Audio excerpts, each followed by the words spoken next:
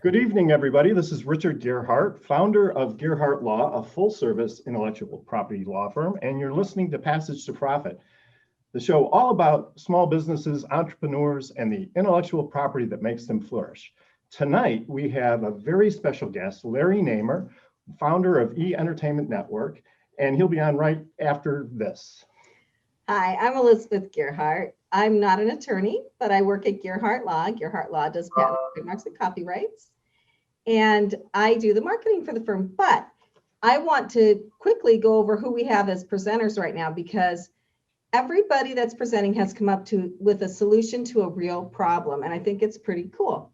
So our first one is going to be Karen Tenenbaum, Esquire, and she has solution to helping your kids not borrow money from you. How about we put it that way? And then that sounds great already. And then for our second presenter, Karen Ann Jacks, I just have to ask the question. Listeners, is your hair two different colors, but you don't really want it to be? So Karen has the solution for you. And then she's going to get to the root of the problem. Yes, exactly. And then we have TODD Barrett. And so ladies especially, do you have hair growing in places showing where it really shouldn't? Men do. So Todd has a solution for that. So from wanted hair to unwanted hair, Yes, I guess exactly. is the theme of the story. Before we get to Larry, who I know you're all waiting to hear from, we're going to talk a little bit about intellectual property because it is so important to entrepreneurs. Right. So our first presentation today is about a human-powered flight suit. So they've actually made real human-powered flight suits, but this patent was filed a while ago. And for our listeners who aren't looking at a screen right now, you'll be able to see that the picture of the patent. It's a guy wearing something that looks like a bat suit. Yeah, it's on our social media. So he modeled it after a bat. I mean, it looks really cool and it looks like it would be fun to do, but it looks like it'd be really hard to control. So this is called a completely dynamic human-powered flying suit. And it looks like a bat with all sorts of contraptions and levers on it. And the guy chose the bat sort of configuration because he says bats are the only flying animals most closely related to human beings, and that they are both mammals. So this was his rationale for filing the patent. But unless you want to get your hopes up about there's more to using this flying bat suit than just strapping it on, because the patent drafter says there are 4 criteria that you need to use before you use the bat fits. First, you have to be physically fit because you're moving your arms back and forth as this thing flies through the air. Secondly, you need a knowledge of air currents and aerodynamics, which I guess just about everybody has, right? And third, the pilots must realize the limits of his or her physical performance, which I guess means that if you're 2 miles over the earth and you suddenly get tired, you have a big problem. And finally, the pilot must be able to inspect the aircraft. So there's a lot of technical skills that go along with this invention. Right. It's interesting that he did get a patent on it. I think he really wanted it for himself, but I don't think I've ever seen this sold anywhere. But it just goes to show, if you have something really unique and novel that you love, get a patent on it and nobody can copy it without your permission. So, but speaking of copying things without your permission. So if I see something online and I do a screenshot with my computer and I make t-shirts out of it and start selling them, is that okay? No, of course not. That's probably a copy. You should know better than that. I'm not an attorney. I don't do copyright. So she's trying to allude to this article we recently found by Roger Solenberger in Wired magazine. And this is kind of an interesting new phenomena that I hadn't been exposed to before, even as a copyright lawyer. Apparently now there's a lot of websites where you can create on demand your own custom t-shirt or tchotchke or coffee mug or whatever. And so what people are doing is they're taking famous brands and they're uploading the logos and the content onto these websites, and then they're creating t-shirts and tchotchkes and what have you, which is an obvious copyright violation. And so some of the counterfeiters are selling these materials now on Facebook Etsy, a lot of different websites, and other people are just doing it for their own personal use, which of course is a copyright violation, right? And so there's so many of these sites, and there's so many of these on-demand printing things that it's very difficult to police. It's very difficult for the brands to police what they're doing. Well, the problem is that you can't go after the sites that are selling them. So something has to be done in Congress. Yeah. Right, or somewhere, so that the sites that are selling these have to check for copyright. Amazon is now checking for trademark violations. So. Right, and it's not so much an Amazon issue, but it's, for example, like Harley Davidson is one of the most violated brands out there. And so people will take a picture of a Harley logo and they'll put it on their cup. They'll create a T-shirt for it, and it's creating a lot of challenges for brands and how they police and monitor those things. Somebody, for example, in Canada can order something from a U.S. maker and have it sent to Vietnam, right? Right. So this is sort of like Napster all over again. And for those of you who don't remember Napster, that was where music was being illegally shared. And so there's going to have to be a solution to this. There will be a solution. So that's the thing. If you're doing this, don't do it. Because there will be a solution, because it's not fair either to steal somebody else's intellectual property. So that's right. So we will be right back with Larry Namer, and you really want to hear this because this is going to be fabulous. And you are listening to WOR 710, the voice of New York.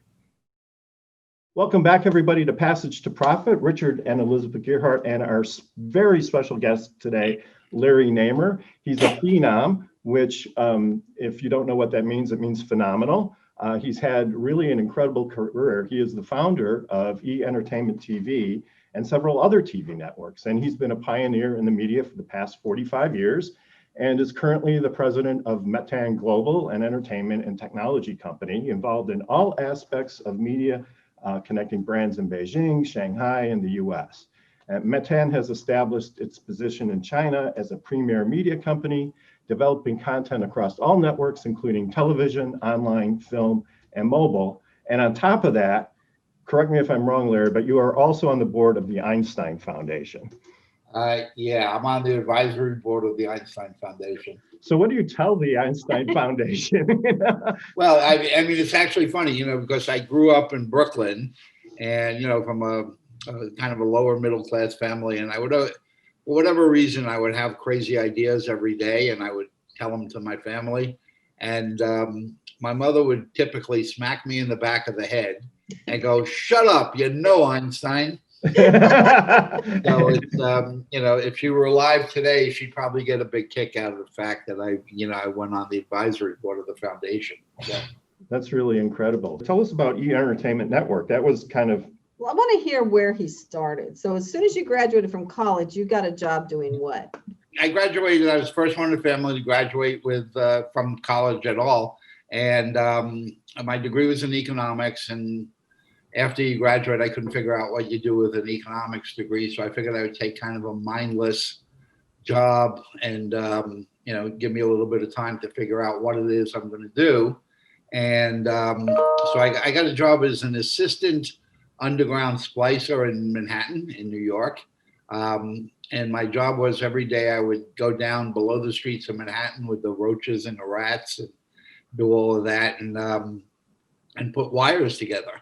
It was the very beginning of the cable TV days and nobody quite understood what it is we were doing. And, at that point, New York had very few stations, ABC, NBC, CBS, and then there were a few independents. There weren't a lot of TV stations there. So it was the very, very early days. And I was very fortunate in that Time Inc., which was a magazine and publishing company, I bought the company.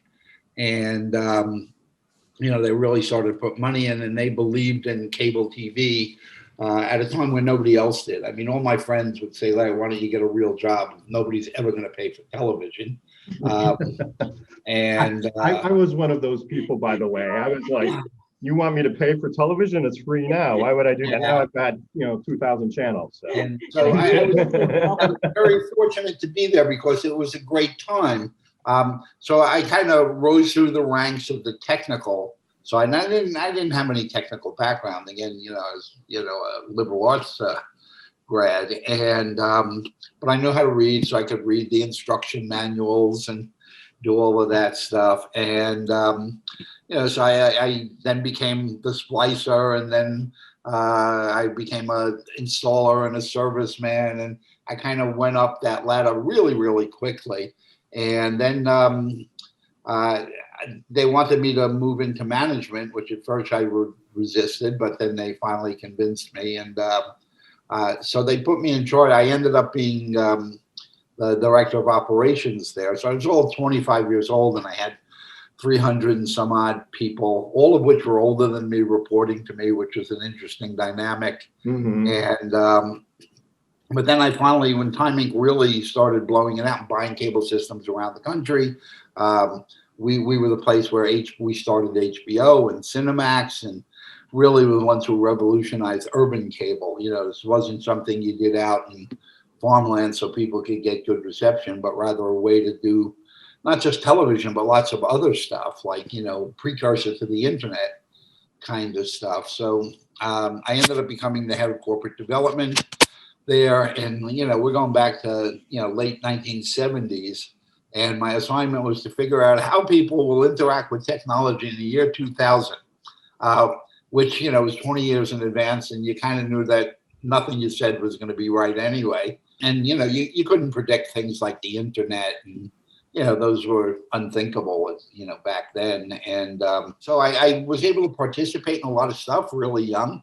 And then when the big cities decided they wanted to, have cable TV come into their cities, most of them didn't want the cables to go on telephone poles because they were unsightly. They wanted everything to go underground. So they needed someone who knew how to build underground cable systems.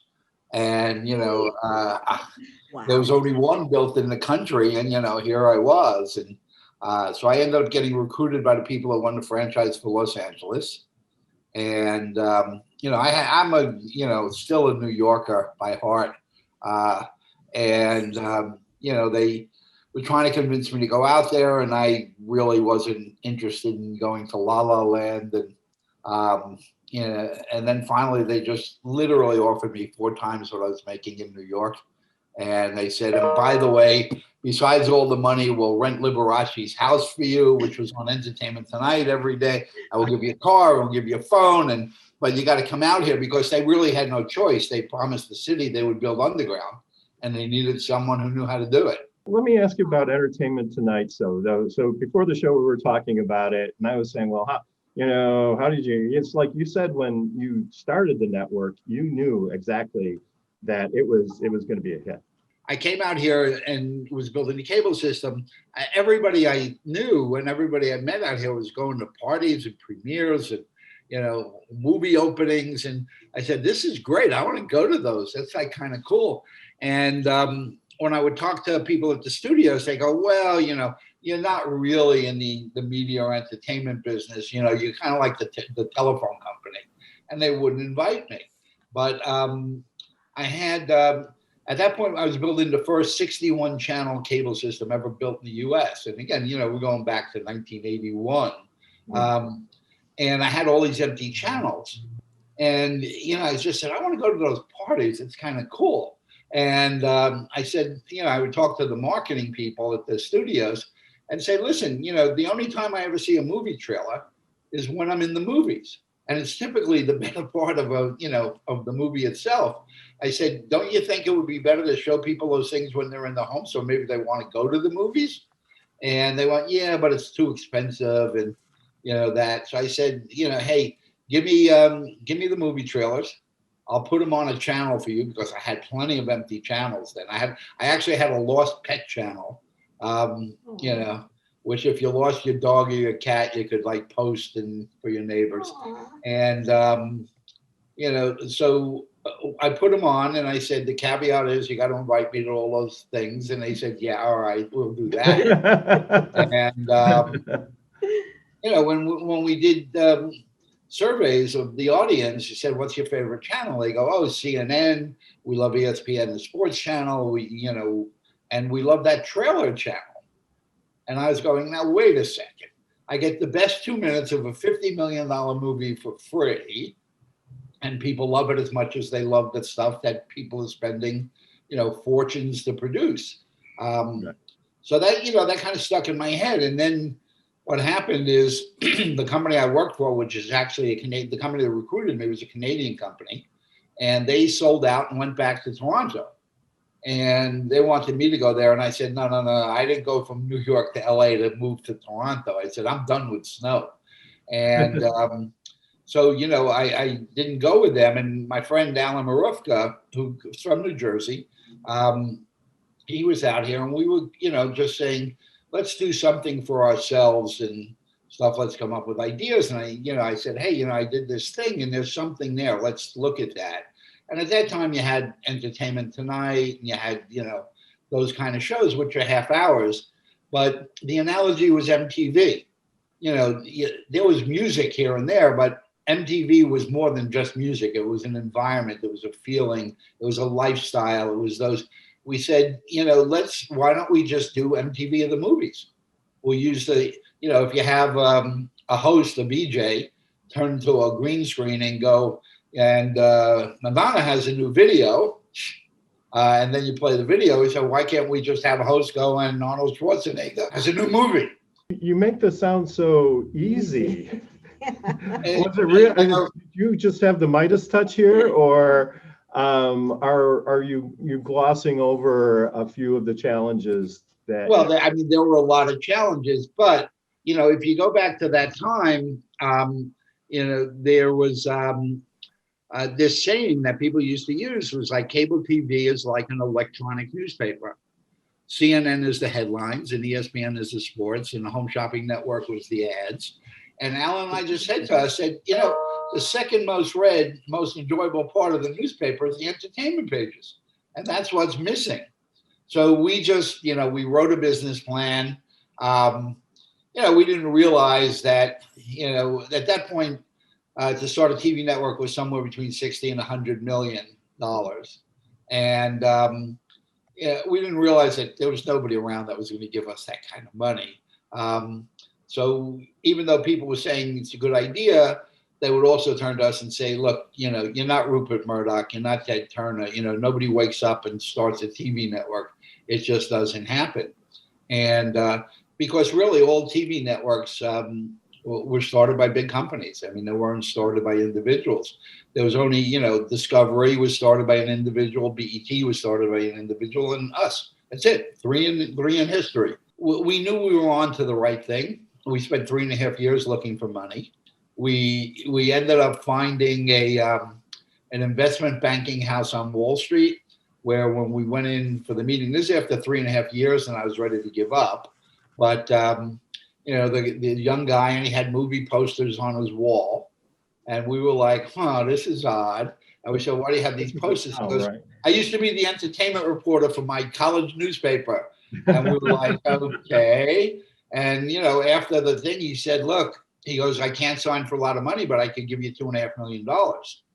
And we just said, what are we going to do with $2.5 million? It costs 60. And he said, well, I'm only allowed to sign for 2.5. So we just said, you know what? We're going to go for it. We know we've got the right thing. And we took the 2.5. I had a friend who was teaching radio, television, and film in Austin, Texas, University of Texas. And I called him up and said, do you have any kids who need intern jobs? And he said, yeah, I got a whole bunch of them. I said, send them all to LA. We rent an apartment. We bought mattresses for people to sleep on. And so we actually started the company with 11 employees and 31 interns. We started it for $2.5 million.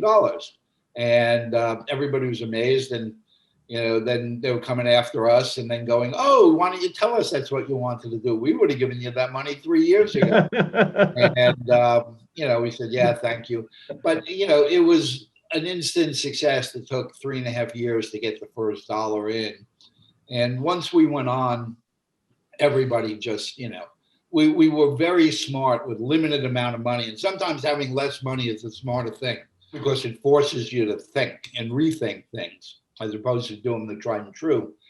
we just realized that, we don't have the money to do fancy production. We're not going to be able to buy the best equipment. We said the thing that we're going to be able to do is spend our money really looking for hosts. And the hosts are going to be it. And I likened it to my experience as a kid, the Mickey Mouse Club. I used to go home from school every day. I didn't know what was on the Mickey Mouse Club, but I knew I liked spending time with those musketeers, especially Annette. And we just said we're going to build the Mickey Mouse Club of the modern day. And people always say to me, they go, you were very lucky. You had those hosts at the beginning. You had Greg Kinnear and Julie Moran and Richard Blade and Mark DiCarlo, and people, all of which went on to do bigger. Katie Wagner, everybody went on to do bigger and better things after E. But it wasn't luck. To get the first group of hosts, we put 7,100 people on tape. We just said whatever money we have, we're focusing on the hosts, and it turned out to be true. And So it sounds to me like your success was, one, you really knew what you were doing, so you had a lot of experience. Two, you actually had proof of concept because you'd had this previous product that had worked really well for people. And I think the biggest thing though was that your persistence, like you did not give up. It's a combination of all of those. And the proof of concept, provided the basis. We knew that trailers by themselves were interesting content and stuff. And then we were able to really harness the economics, because what I would do is I would go to the studios and I would meet with the publicity people, who were more than happy to give us those trailers for free. And I'd say to them, I said, look, when you're making the movie, the only time I ever see you advertised is a week before the movie comes out. I said, wouldn't you want to start building the interest in that movie 6 months out, a year out? And they said, yeah, but we can't afford to do it. I said, well, great. Send the crew, when you're making the movie, send a video crew and interview the director, the stars, the stunt guys. I said, interview everybody. I said, no, I will put that on, as long as it's, done well and interesting, we'll put that on TV. And they were thrilled because their job was to get that kind of stuff on TV. And yet they would fight for 10 seconds on Entertainment Tonight. So we got the studios to give us all this stuff, and they would literally send crews out to do programming for us. Wow. But what they didn't know at the beginning was we would put that stuff on and we would get really good audience, because people were amazed that we would do an in-depth study on, the soundtrack for Top Gun or, something like that. But then I would go to the advertising and marketing department of studios and say, hey, look at the audience I'm getting. Look at all these people. They're interested in the movies. This is where you should advertise. And they were going, you know what? You're right. This is great. You got the exact audience. So when you think about it, we were getting them to give us programming for free. And then I was going to the other side of the house and getting them to pay to give me the programming for free. And it took them a while before they kind of figured that out, which was good, because it gave us the start, gave us that runway to really get started and stuff. And then we started, moving into original programming, and we did Talk Soup and Howard Stern and Hollywood True Stories and stuff. But a lot of it derived out of necessity. We had to do low cost, never seen before kind of programming. It looked almost pirate, and that's what people loved about it. That's great, but it was also innovative. People weren't going behind the scenes and providing viewers with that kind of background. And so people who really love movies and who love the stars that are in movies just eat that up, right? And it was a great insight, absolutely. After we got going a little bit, we applied to get credentials for the Oscars. And we got back this very interesting note going, who are you? What's cable? What do we need you for? No, denied. We said, great. So we just went as a crew, and I went as a grip. We climbed over the fence and we threw the camera over the fence, and we had the crew, and we were on the carpet interviewing people and doing all kinds of stuff until security figured out we don't belong there and threw us out. But, people looked at it and they said, this is giving us a view into this world that we've never seen before. And then the first show that really broke through for us was Talk Soup. And when, we came up with that, people will go to me and they go, Larry, we love you, but you really lost your mind. You want to do a TV show that makes fun of TV shows? And I'm like, exactly. And they're like, you really can't do that. I go, why? It's funny. And, we had Greg Kinnear watch clips and, it wasn't terribly well scripted. And, Greg would watch the clips and say stuff, whatever came to mind. And it was revolutionary. Yeah. People just loved it. And then, we went, from there, Alan and I met this guy in New York who's a radio guy, and he kept goofy looking, and we kept telling us to watch his show, to listen to his show. And, we did, and we loved it. And we said, why don't we put cameras in his radio studio and we'll film him doing his radio show? And again, people looked at me and said, Larry, radio died 40 years ago. What are you talking about? Who cares about radio? I said, no, there's this guy, Howard Stern. You really got to see it. It's an ensemble cast. It's WKRP in Cincinnati, real life. And we did it. That show was, again, groundbreaking. Talk Soup went 25 years, by the way. So, Larry, we have to take a commercial break. Thanks so much for that's a great story. Yeah, telling us all these great stories. I have 1,000 more questions, but I know we could go on all day. We could go on all day, but we'll be right back after this message. You're listening to Passage to Profit with Richard and Elizabeth GEARHART and our special guest, Larry Namer, founder of E-Entertainment Network. Welcome back, everybody, to Passage to Profit, the show about entrepreneurism and intellectual property. Our special guest this evening, Larry Namer, founder of E-Entertainment Network. And if you missed his story, the podcast comes out tomorrow. You got to hear this. I mean, it's pretty amazing. Yeah, absolutely. And so now we're on to Power Move with Kenya GIPSON, our media maven from iHeartRadio. Kenya, what's on the blocks today? Yeah, so for Power Move today, we're going to be talking about a woman by the name of Shonda Rhimes. She is a TV executive. She started out at ABC. She's actually the creator of Grey's Anatomy.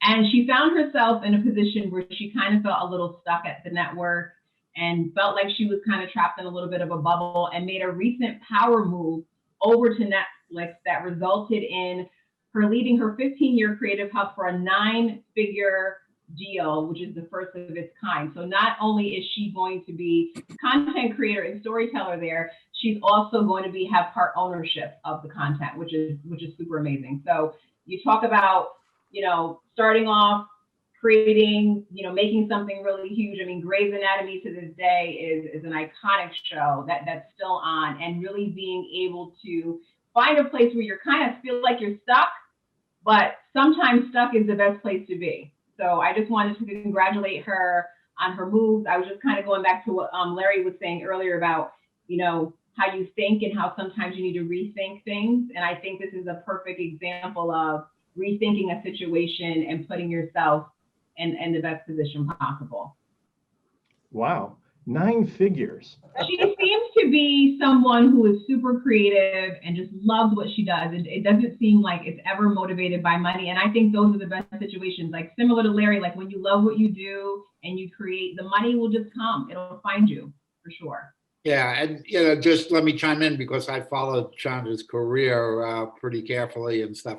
She's just this great example of, having more than one discipline. In Hollywood, you kind of get put in the box. You're a creative, you're a business person, you're a corporate lawyer and stuff like that.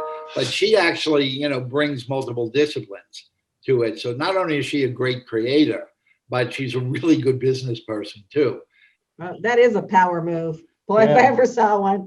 Well, congratulations to her. I'm sure she'll knock them all dead. And speaking of congratulations, Elizabeth, tell us about Fireside.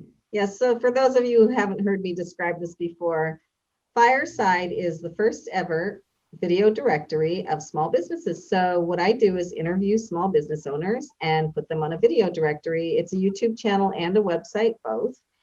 And now, since I've started doing this, more have cropped up, and maybe there were a couple very focused ones before, but I'm trying to be the Wikipedia of small business on video.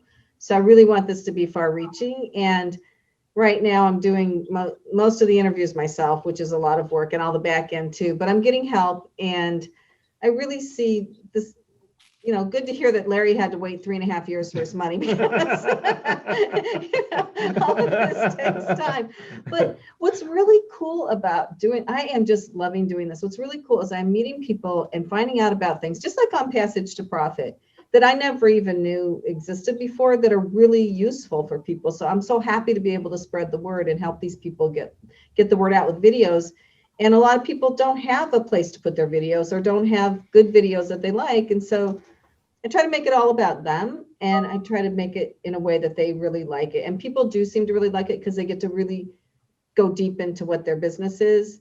And I'm just there to support them so they have another face to talk to, and I'm not trying to take over. So it's a great idea. You know, networking is so important, especially for small businesses, well, for everybody. And this allows people who want to get out more to get more exposure. And people who are shopping maybe for a life coach or something, they can look at all the different life coaches, and they can see the one that they connect with on video and call them first instead of calling 3 or 4 people. So it's really a time saver, and it allows entrepreneurs to be all over the place all at once. And we are also using it to screen people for Passage to Profit. So if people come to me, I say, well, why don't you do a video with me, and then I can show it to our team, and we can put you on Passage to Profit if they think that you're, you know, that your product or business fits. Yeah. So congratulations. So who's up for our first presenter? So how many of you have kids that money just flows like water through their fingers? Well, we have somebody who's going to help you with that little problem. So Karen Tenenbaum, Esquire, founder of Tenenbaum Law, tax attorney. It has Walter the Vault for teaching kids about money. And who better than a tax attorney to teach kids about money? Hi, Karen. Hi. So it all started when my children, who are now grown and have their own children, were young. And we went into a shoe store, and my daughter Allison asked for a quarter, and I gave her a real quarter. And she put it in one of these vending machines, and out popped a plastic egg with a fake quarter. And she was so excited. She was 5 or 6 years old. And I thought, oh my God, you know, I handle IRS and New York State tax problems on a regular basis, people who are in interesting financial situations. And how do you teach, you know, children about money, the value of money, how to save money? How do you empower them to make good financial decisions? So I initially started a nonprofit organization named Commerce Plaza. It's a place where 5th graders, it's open to all school districts on Long Island, and it's a place where 5th graders can come and run a mock business for the day. It's really an exciting thing to see 11-year-olds, you know, writing out checks and going over to their banker, depositing the money to their 11-year-old friend. And then they go to shop. McDonald's supplied lunch for us for 10 years in a row. And Capital One gives us money every year, every other year. And it's really an exciting thing. I also, because I'm an attorney and a CPA, I was the inaugural chair of the Financial Literacy Committee for the New York State Society of CPAs Nassau chapter. But I said, you know what? This is all great and wonderful. And we came up with resources and family financial literacy fairs, and everything was great and wonderful. But I said, who's teaching the little ones, you know, 3 to 6, 3 to 7? So we came up with Walter the Vault. And I could show you a cute little stuffed animal. For those who are on the radio, you don't get to see it.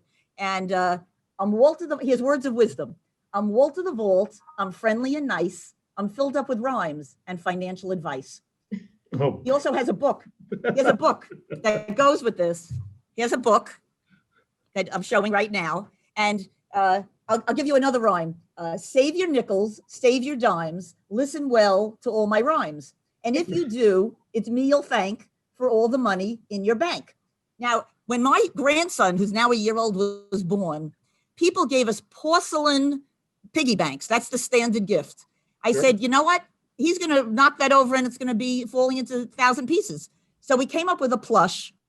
And this is the prototype, the sample. it actually sings the words of wisdom. So his name is Walt the Vault. So these songs are on our website, waltofthevault.com.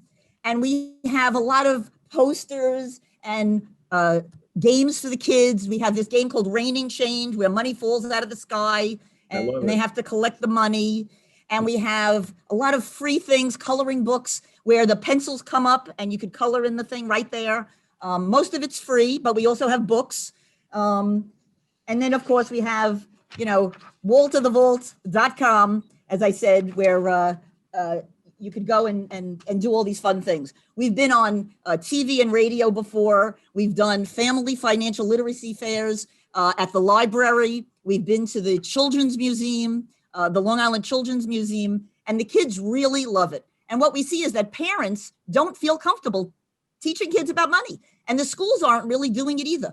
Really, you've got a lot of different products, and it's very creative.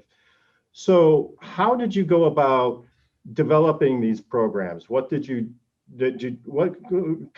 strategic plan for moving this? So that's a really good question. So we need someone like Larry Namath to get us like a TV show, almost like a Sesame Street or a Barney, where we have a costume of Walt of the Vault and he dances around, and we see that kids love him, whether he's singing songs or playing games or even just, throwing around a ball or putting money in a bank. Well, right now we're doing everything online. So we have books, we have curriculum, we have a section for teachers if they want to buy the curriculum. We have a place for parents to learn about how to teach kids about money. And what we see is this conversation should really start when you are out and about with your children. So they understand that you need money to buy something and they have to make choices, and that if they spend their money, it's gone. So Larry, what would you say to Karen? Everybody thinks that getting a TV show is going to propel their idea and stuff like that. And, I hate to say it, it's a lot more complicated than just having a good idea. You really, to get a TV project, you just look at Shark Tank and, what that's done to propel an idea, into the mainstream and stuff like that. You got to find first and foremost an agent that is passionate about your project and who can go in to the TV stations or platforms and do it. It's more than just a good idea. Everybody has a good idea. I've had an idea for you, Karen. Have you ever thought of animating the character? So creating like more of an animation. So instead of him being like dressed up as a plush character, like animating him and then maybe creating some sort of like YouTube series where it's cartoon-like and kids, because I felt like when I was a kid, I learned a lot through cartoons, and you're giving really valuable information and creating a fun way for them to learn. So you could do something on YouTube that's more animated, and that's kind of like your pilot for transitioning to a bigger platform. That's a great idea. And I do think your idea is fantastic, and people should know about it. And it is very visual. I think YouTube is a fantastic idea for starting out. What do you think about starting on YouTube, Larry? Well, that's good. And, I think, the whole thing of animation, there are now programs that you don't have to be like a trained animator to do. You could come up with little things that kind of show your concept. I find the hardest thing to do with people, particularly people who are the business side in the media and entertainment, is as soon as you start off with the sentence, well, just imagine, that's it. You've lost them because they can't imagine. When you're pitching something that's going to be in a visual medium, you have to have visual presentation, because typically they can't relate to what you're doing. So you show them how cute the characters are and how they can move. And then it's easier for them to say, okay, if we poured some money in here and we brought in professional animators and stuff, we can see where this can go. But you really need to do that. You got to get started, and you got to do, it's like in a business doing proof of concept. When somebody is, so many companies are presented with so many of these, so many ideas, right? What could Karen do to maybe help her stand out or make it more attractive versus the competition? Well, I think, looking at what you're doing, I think everybody now, brands are who particularly are, doing stuff to market to, young folks.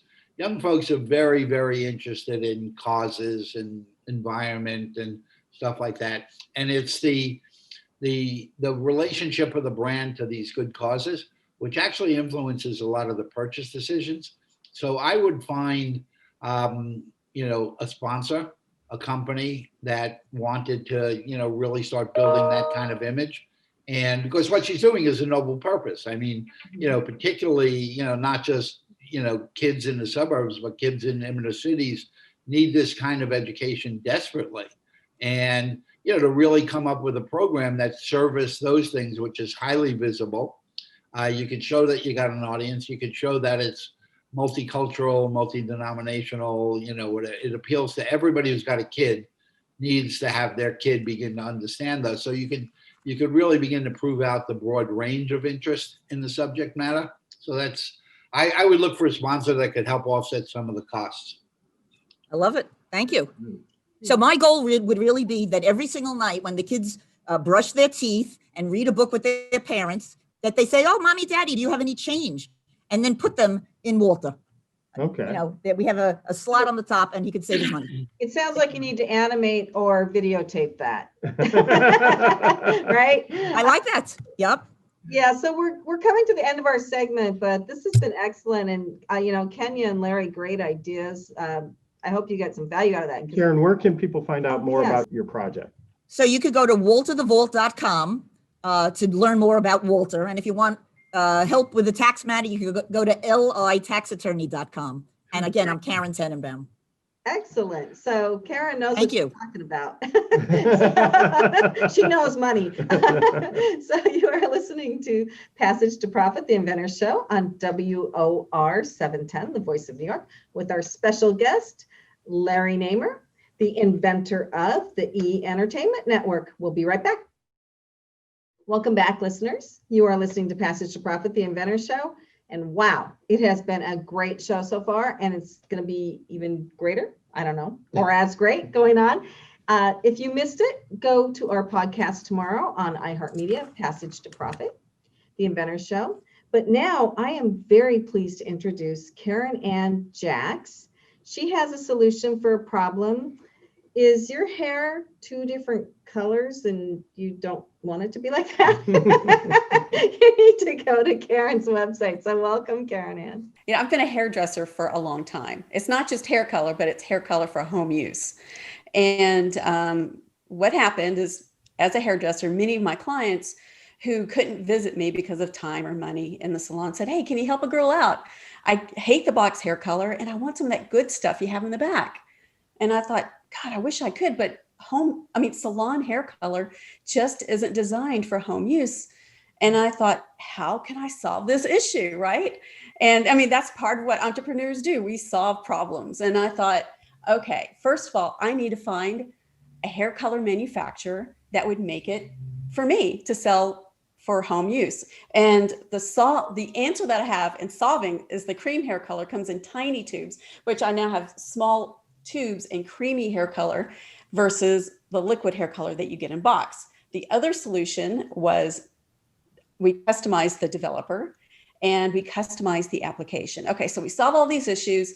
Now we needed to find the consumers who color their hair at home coming into salons. So the next phase is that we partner with hairdressers, working hairdressers that are in the salons, and we send the DIY consumer into their salon or online, and we do the consultations. Every first order requires a consultation. I can't imagine, you picking your color. I need to pick it and choose it and make sure it's customized with all the different elements. It's not just a brown. It's a brown with a little bit of red. It's a brown with a little bit of blue needed. Exactly what you need with your right developer customized for what you need. That's very important. We hand make every order and then we ship it to the customer. And every time the customer reorders online, the hairdresser who did the initial consultation earns a residual income.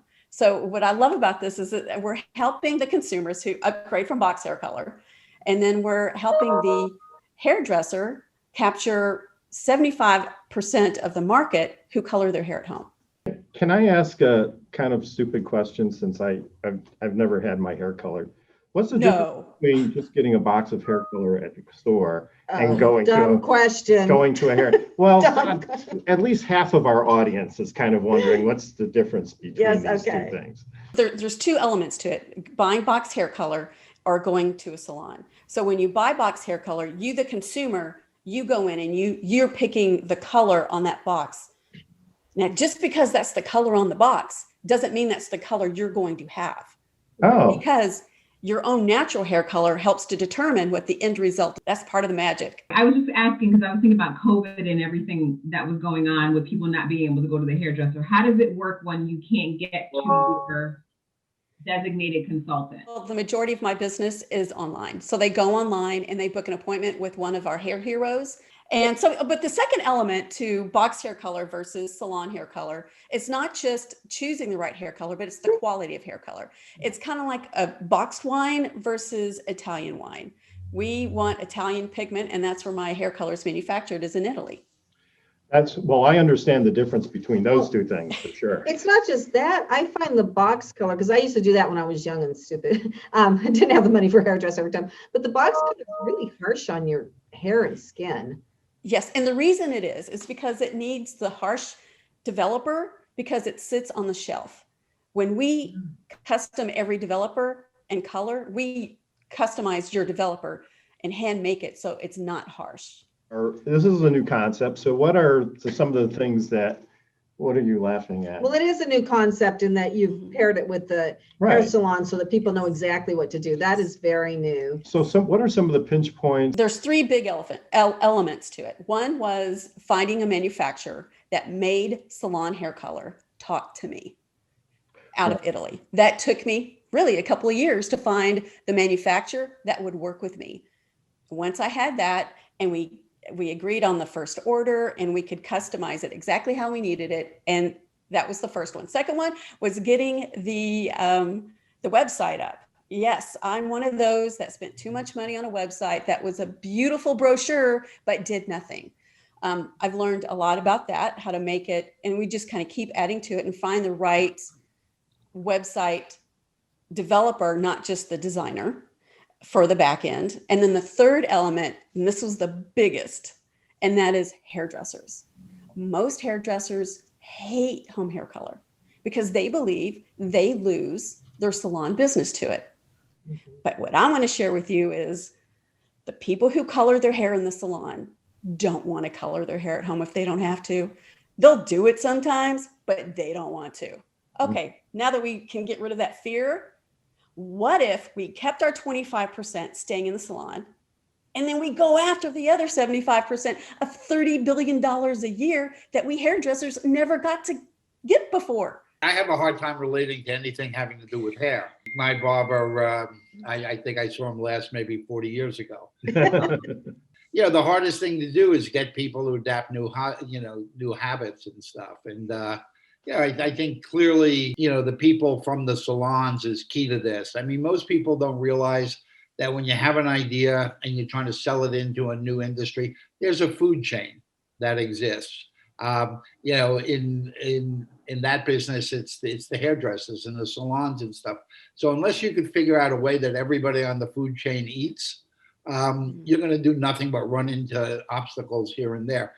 So you really need to think about that at the beginning. And, I think, this clearly takes that in to figure out how to get the most, obvious allies involved in the product and the success in the product. Walk me through the user experience of this. So I'm still one of those people that is really afraid still to do anything in regards to color at home.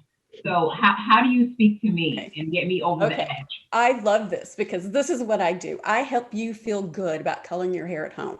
First, you go online and you fill out our color questionnaire. I tell you what, one of the first things we do is we analyze that to determine if home hair color is right for you. Because if it isn't, we're not going to sell it to you. If you want to go more than 2 levels of lift or do an intricate balayage, we go, no, you need to go to a salon. So you fill out the questionnaire, and then I partner you with a hair hero locally in your area, if possible. If not, it'll be just, another hair hero online.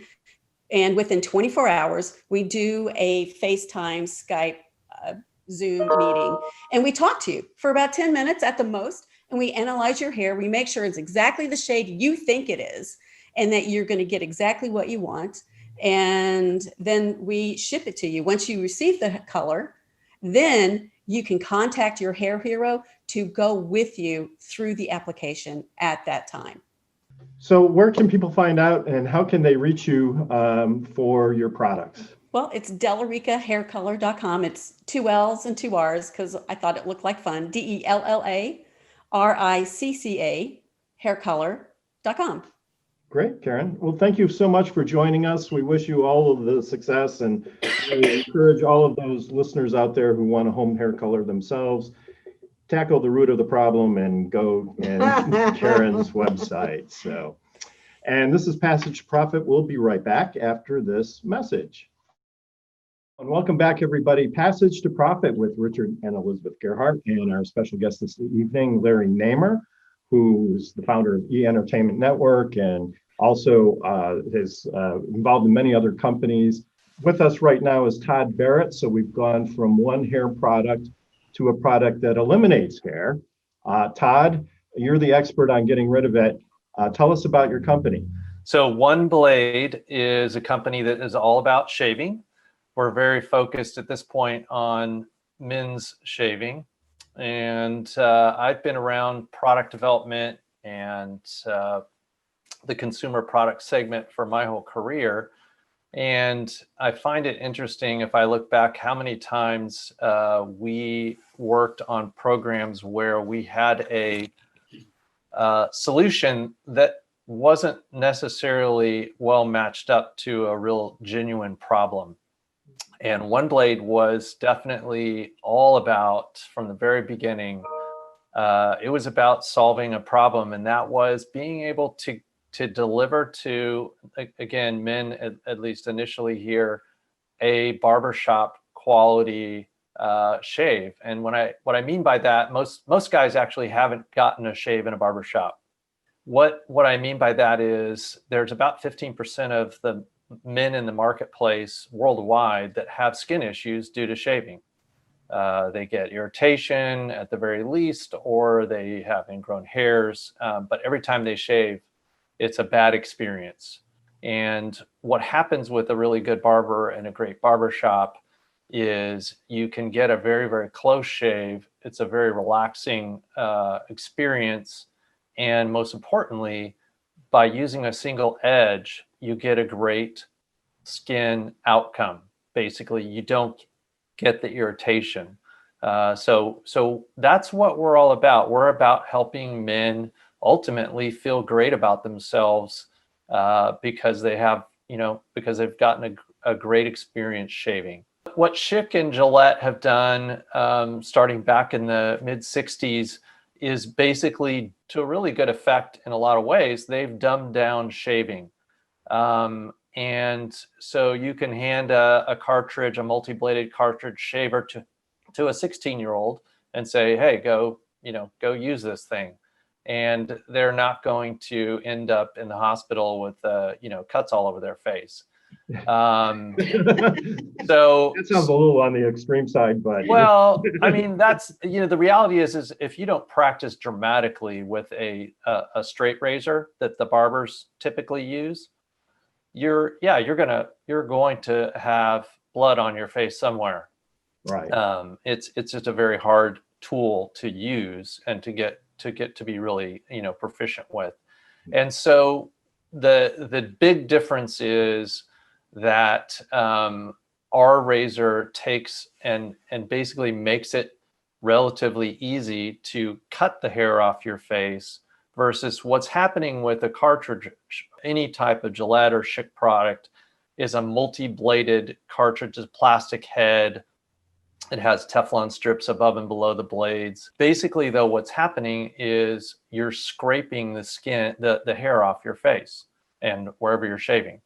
And so what we wanted to do was be able to get that outcome of actually cutting the hair carefully off the face and make that as easy as it is to do with the cartridge razor. So that's what One Blade ultimately is all about. But we we're constantly working on how do we make that experience in the morning a really pleasant experience. Most guys look at it as a chore.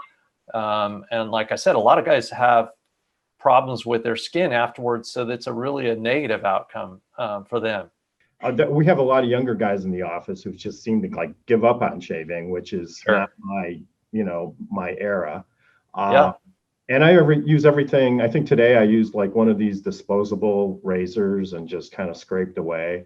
I have the standard razor. I've never had a barbershop shave though. So it sounds like an interesting concept. I hate the idea of shaving. So I went on your website and looked at the razor. It did remind me of the straight blades. Like I watch old Westerns and that's where they're doing this across the face, right? Yeah. Across the face. But it did remind me of that, only it wasn't nearly as scary. Like those straight blades, you see, like you think of somebody slashing your throat. I'm right? I'm like that. What if the barber makes a mistake and cuts my jugular or something? So how are you getting the word out? Like I have the non-scary solution to getting a barbershop shave. We are using tools like Facebook and Google. Of course, we're hoping to get the word out in every other way, typically that you might use as a marketer, but we really do spend a lot with Facebook and Google, and then we use influencers quite regularly. It's such an entrenched habit how men shave. The men we're talking to are typically probably over 25. So many of the guys we're talking to have done the same thing for probably 10 years. Mm-hmm. And so the reason they're interested, that we find sometimes it's funny things, right? Some guys are just like, well, I like the idea of being more, friendly to the environment, right? So now you've got a product that you're not throwing away something that doesn't recycle. Our blades are stainless steel. It's just steel, and it's totally recyclable. So you've got guys that'll come in for that reason. Some guys will come in and realize, hey, it's more cost effective actually to use your razor. Yeah, I have to buy the razor initially, but the blades are over time really are ultimately less expensive. People stay with what they started with. So if you started with Gillette, you tend to be a Gillette person. With this, it would be very interesting to see not just getting the product into a TV show, but getting the story into a TV show. Media does tremendous things to, get the word out. Yeah, we do a lot of stuff, a lot of product integration in our morning shows. So Elvis Duran in the morning show, he does this really cool, funny feature called the phone tap, where they call people up and they prank them. And, we've done some really cool stuff, just weaving the product information into content. So you don't come off salesy. It just comes off in a very, just to Larry's point, a very, natural, authentic way. And, we've been able to break down people's websites with orders using those types of strategies. So yeah, again, product integration is super powerful, especially if someone's telling your story organically. So Larry, what would something like that cost? Not very expensive compared to what advertising itself would cost, because it becomes part of the storyline and you just treat it very differently than you would treat an ad. I didn't know that you could do that. I thought that would be exorbitant. Oh, that's pretty cool.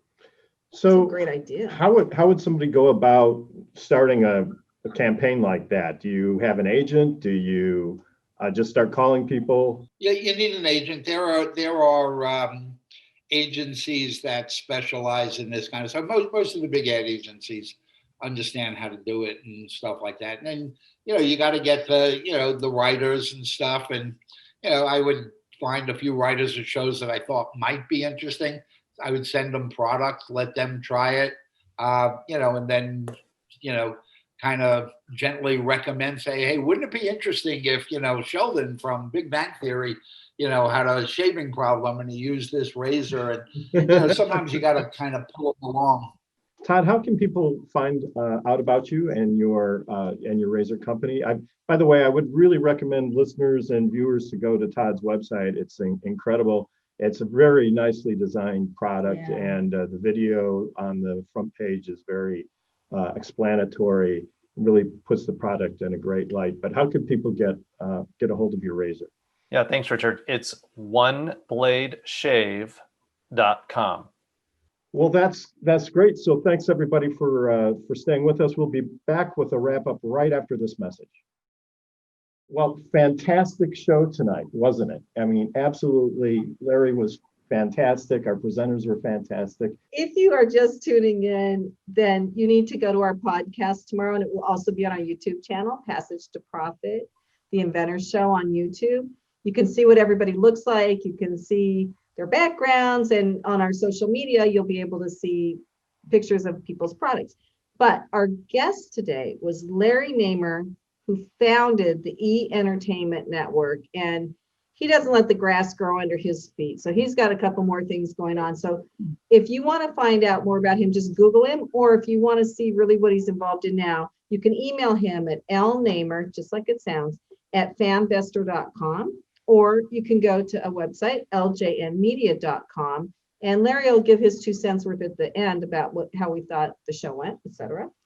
And then we had 3 presenters. So Karen Tenenbaum, Esquire, founder of Tenenbaum Law, she's a tax attorney, has Walter the Vault, which teaches your kids how to handle money and save it and spend it. And you can find that at walterthevault.com. We had Karen Ann Jax, who has Italian blended home health hair color that you work with a salon to get the right color and everything for your hair. It's very unique to this industry. And I've learned more about hair coloring today than I ever knew. So you can find her at Delarica Hair Color, DELLARICCA, haircolor.com.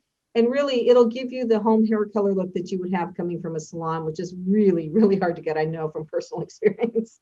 And finally, we had Todd Barrett, One Blade Shave at onebladeshave.com. So if you've ever seen on movies and stuff, the people sitting in the barber shops and the guy putting the stuff on their face and taking that long, scary looking blade and shaving it off their face. I'm going to try it. Anything that can improve my shaving experience, like 5%, Right, is worth so- a lot of money. So you can do that with his shaver, only it's not nearly as scary. You can do it yourself at home. And it really is good for men with sensitive skin and people that want a really good shave. So, and then of course we had Richard GEARHART, patent attorney extraordinaire. And intellectual property too, yes, trademarks and copyrights. exactly. You should know. By this time you think, and litigation. And of course, Kenya Gibson, Gibson with the P, who is our media maven for iHeart. And you can find her at Kenya Gibson at iHeartMedia.com. And iHeartMedia is the clue because they do digital advertising. They have radio stations all over the country. Their app goes all over the world. So if you want to advertise on radio, she is the person you should talk to. Absolutely. They have a great team and we've been using them for years. They're fantastic. So you have the Passage to Profit endorsement. So Thank you. So Kenya, any parting words for our audience? Sure. I mean, this was great. Larry, you have a great story, very inspirational. I'm a creative at heart, so I love to hear people's journey and kind of how they've evolved into things. I'm also MTV baby. I was born the year MTV came out, so I have a connection to that era. And my mother will tell you that my first full sentence was MTV, music television, all day, all night. and later on in life, I love Talk Soup. So I appreciate, your contribution to pop culture because, geez, without you, we definitely would not be where we are today. It would be a different world for sure. It's interesting that, as an MTV baby, you're with iHeartMedia, and the people that run iHeart are actually the original folks behind Well, I was going MTV. to say, Bob Pittman is my boss. Bob was one of the great creators, and when we started E, we really followed. We didn't have money, so I just followed a lot of stuff that Bob was doing. I said, well, if he's spending all that money on research, and all I have to do is follow the same ideas, but for the movies, we're onto something. So yeah, it was. MTV was quite a phenomenon, and it was the guidebook for a lot of the stuff that we did. For sure. And just everybody else who was on today, we talked about shaving, we talked about hair, and we talked about saving money. So all very important things. So I just all intertwined, yes. All intertwined. So it was a great show, and I appreciate everybody's contribution today. Again, it's interesting, how the world is, it's a small world and how everything interconnects. So, with iHeart, the newest thing I'm doing is called FanVestor, where fans can invest in the projects of their heroes. and we're actually testing it in Los Angeles with iHeart.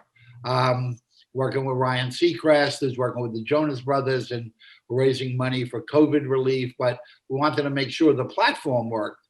And, you know, who better to do it with than iHeart, because they can get the word out, and they had the connection to some of the big rock groups and stuff. And we do it all for charity just to make sure it worked. And so, yeah, we have a lot of connections into that world. It comes full circle now. So we'd like to thank our producer, Noah. Oh, yeah. So we used to do this in the studio in Manhattan, and Noah would be behind the glass doing the mixing board and running out and telling us that we needed to sound better. And now the poor guy has to take what we give him, record it on a laptop through Zoom, and make it worthy of iHeartRadio. So that's it for us tonight, everyone. And it's been a fantastic show. We love our listeners. Thanks for tuning in. You're listening to Passage to Profit on WOR 710, the voice of New York.